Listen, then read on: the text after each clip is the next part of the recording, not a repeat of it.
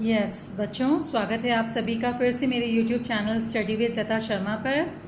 मैंने आपको ये हमारा ईवीएस की बुक है नेचर्स मैजिक के नाम से, इसका पार्ट 5 यानी 5th क्लास की ये बुक है, जिसमें चैप्टर 4 है हमारा communicable and non communicable diseases. Okay, मैंने इसके 2 पार्ट्स ऑलरेडी आप लोगों से शेयर किए हैं, जिसमें मैंने आपको कम्युनिकेबल डिसीजेज क्या होते हैं और उनके एग्जाम्पल के तौर पर मैंने आपको मलेरिया किस तरह से फैलता है ये एक्सप्लेन किया है। राइट, अब इसी चैप्टर में हम आगे बढ़ते हैं।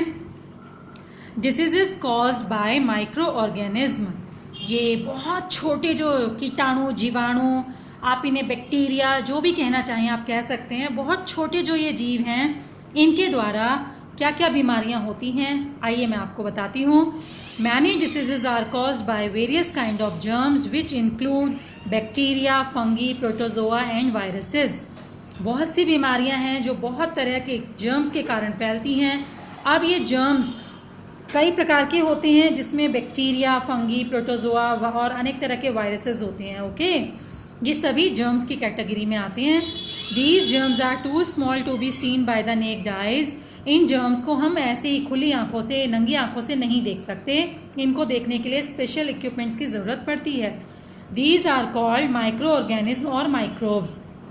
तो इस तरह के जो ये जर्म्स हैं इन्हें हम माइक्रो ऑर्गेनिज्म या माइक्रोब्स कहते हैं। क्यों? क्योंकि इतने छोटे हैं कि हम इन्हें नॉर्मली नहीं देख पाते, इन्हें देखने के लिए हमें स्पेशल मशीन्स की आवश्यकता होती है। Okay, they are present in air, water, soil, in hot spring and even in our body.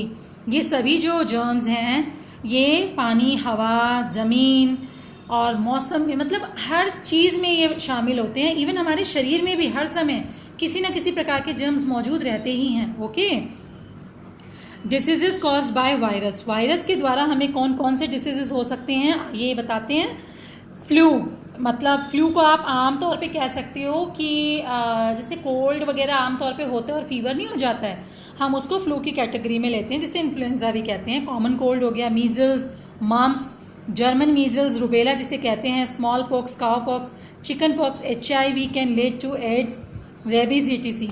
मतलब इसमें बेटा ये जो भी बीमारियां आपने देखी हैं ना, ये सभी जानलेवा बीमारियां हैं। पता है आपको, ये इतनी डेंजरस बीमारियां हैं। और अब तो इन बीमारियों में ना एक नाम और ऐड हो जाएगा, कोविड, कोरोना का, है ना, क्योंकि एट प्रेजेंट हम सभी इस बीमारी का सामना कर रहे हैं। राइट, तो इन सभी बीमारियों का जो फैलाव है वो वायरसेस के कारण होता है, इसीलिए अपने आप को सुरक्षित रखना चाहिए। जो प्रिकॉशंस हम लोग कोविड के टाइम पे ले रहे हैं ना, कि हमेशा साफ़ सफाई का ध्यान रखें, हैंड वॉश करें, मास्क पहने, दूसरों से डिस्टेंस मेंटेन करें, ये सब तो हमें वैसे भी लाइफ टाइम करना चाहिए। बेशक मास्क ना पहने, लेकिन कहते हैं ना खांसते छींकते समय मुंह को ढक लेना चाहिए। उसका कारण यही है कि हमारी खांसी और छींक के द्वारा जर्म्स फैलते हैं। राइट, ओके, नेक्स्ट क्या बता रहे हैं, diseases caused by bacteria. Bacteria के कारण कौन कौन सी बीमारियां होती हैं? कॉलेरा, ट्यूबरक्लोसिस जिसको TB कहते हैं, और ये है सेप्टिसीमिया यानी ब्लड पॉइजनिंग। ओके, और एंथ्रैक्स ETC। ये कुछ बीमारियां हैं जो हमें बैक्टीरिया के कारण होती हैं। Diseases caused by protozoa, malaria, sleeping sickness, dysentery ETC, ये सभी बीमारियां हमें प्रोटोजोआ के कारण होती है, जो ज़्यादातर मक्खी मच्छरों के द्वारा फैलाए जाते हैं। Right, diseases caused by fungi, fungi के कारण क्या होता है? एथलीट्स फुट और रिंगवॉर्म, ये सारी बीमारियां जो होती हैं ये हमें फंगी को आप ना एक ऐसा समझ सकते हो जैसे फंगस बोलते हैं ना, जैसे आपने देखा जहाँ बहुत ज़्यादा पानी होता है तो वहाँ पे ग्रीन ग्रीन काई जम जाती है।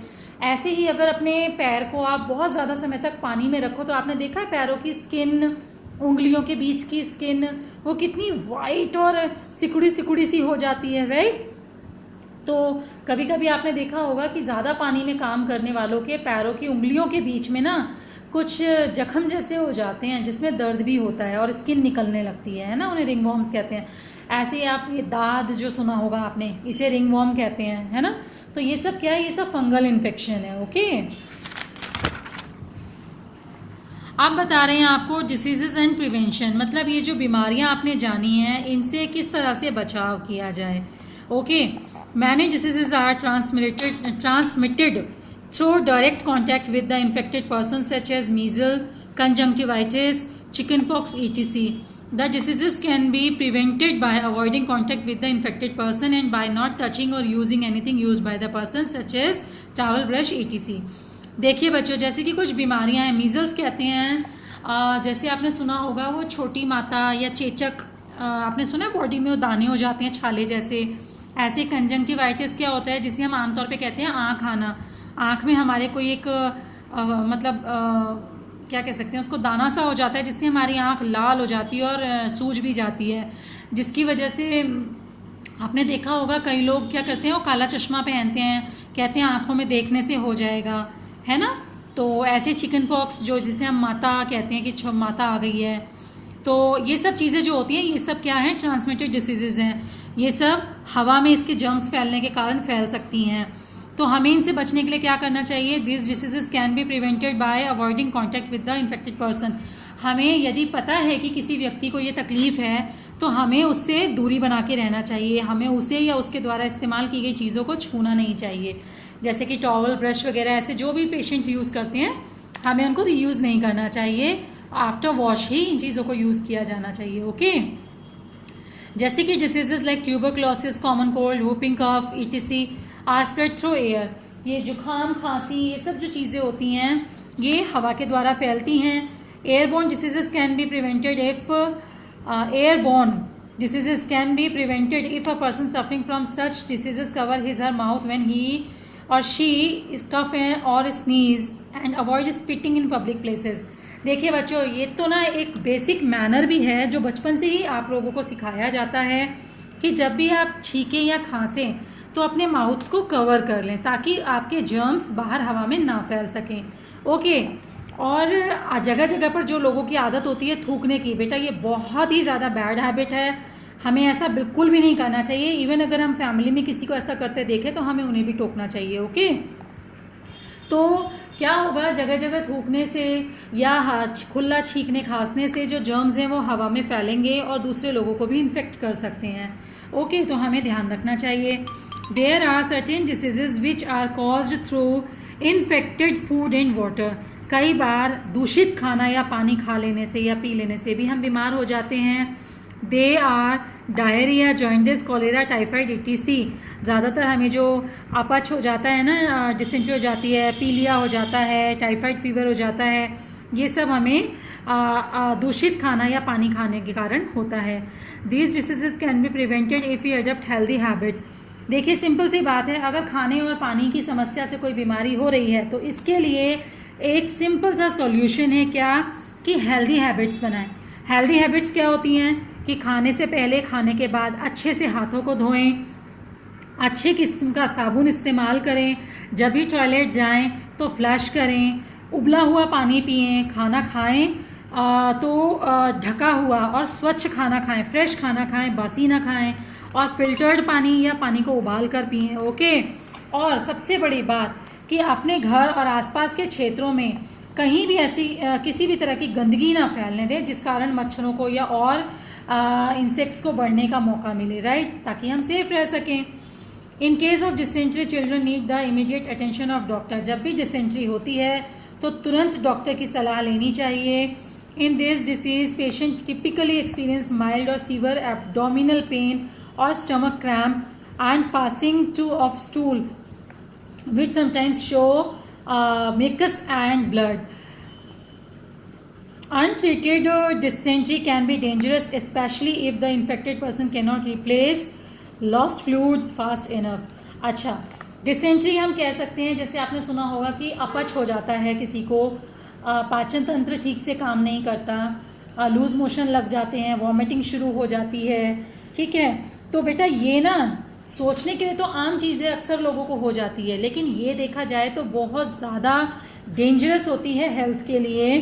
कभी किसी को डिसेंट्री हो तो उसे तुरंत डॉक्टर से सलाह लेनी चाहिए, क्योंकि डिसेंट्री में एब्डोमिनल पेन यानी कि ये जो हमारा पेट होता है ना, चेस्ट के जस्ट नीचे जब खाना खाते हैं और ये फूल के बड़ा हो जाता है, ये हमारा पेट पोर्शन होता है, तो इसके नीचे जो नाभि हमारी नवल है, नवल के नीचे ये हमारा सारा एब्डोमिनल होता है। ओके, तो एब्डोमिन में अगर पेन होने लगे या पेट में क्रैम्प यानी मरोड़ जैसी होने लगे और बार बार आपको पॉटी आए और पॉटी में आपको ब्लड भी आने लगे, तो ये सब ना बहुत ज़्यादा इसके सिम्टम्स हैं, डेंजरस सिम्टम्स हैं, ये नहीं होने चाहिए। तो हमेशा डिसेंट्री में इस बात का ध्यान रखना चाहिए कि पानी की बहुत कमी हो जाती है शरीर में, तो पर्याप्त मात्रा में पानी लेना चाहिए। Okay, it is most important to replace the fluid lost from diarrhoea. तो यही चीज़ जो मैंने आपको बताई कि पानी की बहुत कमी हो जाती है, पानी लेते रहना चाहिए। To make up for this loss of water, ORS oral rehydration solution is given at regular interval of time. थोड़े थोड़े समय के बाद ORS का घोल, नमक चीनी का घोल, नींबू पानी, ये सब पीते रहना चाहिए। Vaccination is an effective method of preventing communicable diseases. Communicable diseases से बचने के लिए वैक्सीनेशन बहुत ही इफ़ेक्टिव, प्रभावशाली तरीका है। Vaccine reduce the risk of infection by working the body's natural defence system to help it develop immunity to diseases. Vaccination से क्या होता है, हमारी इम्यूनिटी स्ट्रांग हो जाती है, हमारे बॉडी में प्राकृतिक तरीके से ही मतलब रोगों से लड़ने की क्षमता इन वैक्सीन्स के कारण डेवलप हो जाती है और हम इन बीमारियों से बचे रह सकते हैं। ओके।